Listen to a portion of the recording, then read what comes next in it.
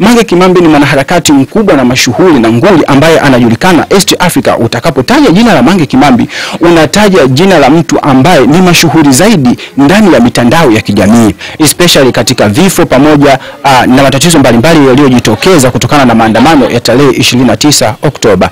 Kama kuna extraditional agreements ambayo inaweza kuruhusu Marekani pamoja na Tanzania kuweza kuruhusu kupatikana kwa Mange Kimambi kuletwa nchini Tanzania, kwamba iwapo kama atapatikana basi atakumbwa na hatia kali, hawezi kuruhusiwa kupatikana kutoka katika nchi ya Marekani kwenda katika nchi ya Tanzania, Kenya, Uganda pamoja na nchi nyingine.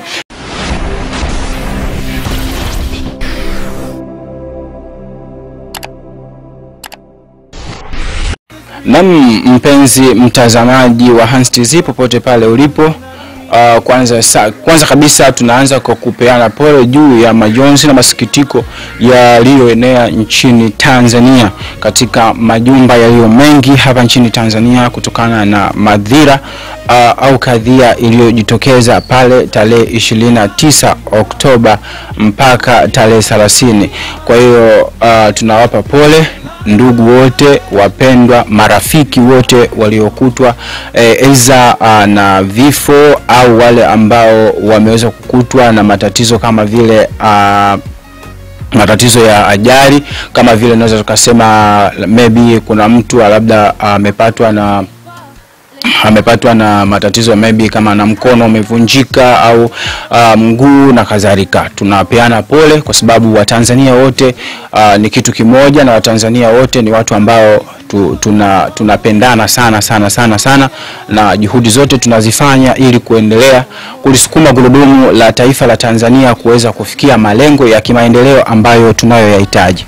Kwa siku ya leo ni siku azimu, tunaenda kuzungumzia swala zima au tunaenda kujadiliana katika swala zima ambalo limezungumzwa na mwanasheria mkuu wa serikali Mheshimiwa Johari, akiwa anamhitaji Mange aweze kumfikisha nchini Tanzania. Je, swala hili linawezekana au haliwezekani? Tuliangalia kwa mapana yake na tuweze kujadiliana sisi hapa leo hii tunayofuatilia wote kwenye hii Hans TZ. Tunakuja kwanza kumwangalia moja kwa moja mwanadada Mange Kimambi ambaye ni mwanaharakati nguli na mwiba East Africa na ikiwezekana Afrika nzima kwa ujumla, kwa sababu ni mdada ambaye amesheheni makeke na uwezo wa kiharakati, ambako power yake imeweza kuteki nafasi kubwa sana nchini Tanzania, ambapo alianza namo miaka ya awamu ya 5 ya Mheshimiwa Magufuli kuweza kufanya harakati kinaga ubaga, ambapo harakati hizo ziliweza kupelekea kuandaa maandamano ya mara ya kwanza kabisa. Wakati huo Mheshimiwa hayati John Pombe Magufuli akiwa madarakani aliweza moja kwa moja kuyaita maandamano ambayo yaliyokatakiwa kufanyika siku ya muungano wa Tanzania bara na visiwani huko Zanzibar. Siku hiyo ambapo iliandaliwa rasmi kwa ajili ya kufanya maandamano ambayo ya kumuondoa Mheshimiwa John Pombe Joseph Magufuli katika utawala wake. Maandamano ambayo yalifana katika mitandao ya kijamii, ambayo yalichukua nafasi kubwa zaidi nchini Tanzania kwa upande wa vijana na hata wazee, lakini maandamano hayo hayakuweza kufanyika, yalisitishwa. Kwa hiyo mwanadada Mange Kimambi akarudi tena nyuma na kuanzisha harakati zake nyingine mitandaoni, zikiwa harakati za umbea wa kudadavua nani kafanya nini na kwa nini. Lakini baada ya hapo mwanadada Mange Kimambi, baada ya kuona kwamba baada ya kifo cha hayati John Pombe Magufuli na kutawala mheshimiwa ambaye tuliye naye Mheshimiwa Mama Samia Suluhu Hassan kuwa ni rais wa Tanzania, alipotawazwa alikuwa naye pamoja bega kwa bega, na akawa ni miongoni mwa watu ambao waliokuwa wakimpenda kwa kiasi kikubwa sana Mheshimiwa Rais, na bila hata kuzania kwamba kuna lolote linaweza kutokea mbele yake. Hatimaye mwaka na 2025 mwanadada Mange Kimambi, mwanaharakati mkubwa na nguli, akarudi tena hewani na kuanza zile mishemishe zake za kuitiliza maandamano ambayo yaliitilizwa siku ya tarehe 29 Oktoba ndani ya mitandao ya kijamii, vijana wakichukua nafasi kubwa zaidi pamoja na wale wazee ambao waliohitaji mabadiliko ambayo walioyaita wenyewe kuwa ni mabadiliko chanya ya nchi ya Tanzania.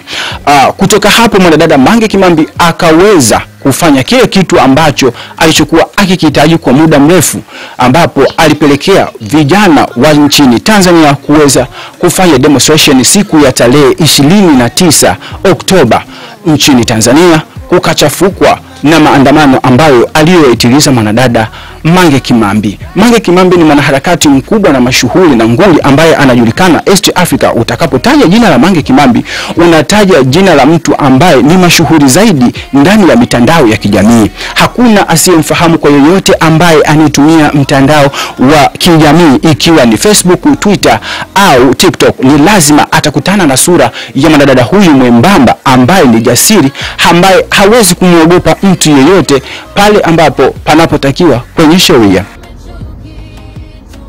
Nitafanya hii kazi. Nitasimama na nyie mpaka Tanzania iwe liberated. Nitasimama na nyie mpaka tupate uhuru. Naomba msinitilie mimi mashaka kwamba mimi naweza nikawageuka leo au kesho. Mimi sio hao ndugu zangu. Mimi siwezi kuwageuka. Mimi niko na nyie ndugu zangu. Kama that means nitakufa maskini, kama that means whatever. Yani mimi niko na nyie mpaka either Tanzania iwe liberated au wanitumie hao watu wao waniue. That's the only way tutaachana. Kutoka hapo mwanadada Mange Kimambi baada ya hapo ya kutimiza maandamano, tukaja tena jana baada ya uapisho wa mheshimiwa Johari kuwa mwanasheria mkuu wa serikali, naye akasema basi ni lazima kumfuatilia mwanadada Mange Kimambi na ikiwezekana aweze kuletwa nchini Tanzania kwa ajili ya kufanya moja kwa moja, ikiwezekana kuweza kupewa kile kinachostahili au kinachoitwa kwamba kufikishwa katika vyombo vya sheria na kuweza kuwajibika juu ya kile kilichotokea, especially katika vifo pamoja na matatizo mbalimbali yaliyojitokeza kutokana na maandamano ya tarehe 29 Oktoba. Je, kuna uwezekano wa mwanadada Mange Kimambi kuweza kupatikana kutoka Marekani kuja nchini Tanzania kwa kufuata sheria zetu za hapa Tanzania? Johari anaripoti, mheshimiwa Johari anaripoti kwamba angeweza kwenda kuangalia kama kuna extraditional agreements ambayo inaweza kuruhusu Marekani pamoja na Tanzania kuweza kuruhusu kupatikana kwa Mange Kimambi kuletwa nchini Tanzania. Kwa kifupi ni kwamba kwa ile extraditional agreement baina ya Tanzania na Marekani ipo, lakini kitakachopelekea kwamba kwa kiasi kikubwa kuweza kushindwa kwa huu mchakato wote ni kwamba Marekani haiwezi kuruhusu mtu ambaye anayetafutwa kwa njia za kipolitiki kama zilivyokuwa kwa upande wa Mange, kwamba iwapo kama atapatikana basi atakumbwa na hatia kali katika nchi yetu, kwa sababu hii itakuwa ni kesi moja ya uhaini, kwa sababu amesababisha maandamano ambayo yaliyofanyika tarehe 29 ikiwemo na vifo na vitu vingine. Kwa hiyo kivyo vyote nchi haitaweza kumwacha salama. Hivyo basi Amerika hawawezi kuruhusu Mange Kimambi kupatikana na kutiwa ndani ya mikono, isipokuwa wao wanachofanya kwa mtu yeyote ambaye amekimbia nchi yake kwa njia za kipolitiko, yani amekimbia kwa makimbiaji ya kisiasa au yupo nchi ya Marekani akiwa katika hali ya majificho, yani tunasema mafichoni kisiasa, mtu huyo hawezi kuletwa ndani ya nchi yoyote itakayokuwa inamhitaji kutokana na sheria zao. Wanaamini wazi kwamba mtu huyo hatakuwa salama. Hivyo basi kitachoshindikana hapo sio kwamba ni zile agreements zilizopo, bali ni kutokana na sheria zao za kutokuruhusu mtu aliye mafichoni kisiasa hawezi kuruhusiwa kupatikana kutoka katika nchi ya Marekani kwenda katika nchi ya Tanzania, Kenya, Uganda pamoja na nchi nyingine, kwa sababu wanaamini wazi au wanaona kwamba wao wanamlinda. Kwa hiyo huwa wanampa ulinzi mkubwa zaidi, pamoja na sheria zao kwamba zinakataza kufanya vitu hivyo. Kwa hiyo mpaka kufikia hapo tumeweza kuelewa kwamba Mange Kimambi kupatikana kwake itakuwa ni issue nzito sana. Na hata tukiangalia huko nyuma, hata Mheshimiwa John Pombe Magufuli aliweza kumsumbua kwa kiasi kikubwa huyu mwanadada kutokana na ushujaa wake wa kufanya harakati ambazo zinazochukua nafasi kubwa katika nchi, especially nchi ya Tanzania. Anapoamua kuattack na kuonesha kwamba nini kinachotakiwa kufanyika, basi kwa kiasi kikubwa watu huwa wanaingia moja kwa moja na kuchukua ile nafasi.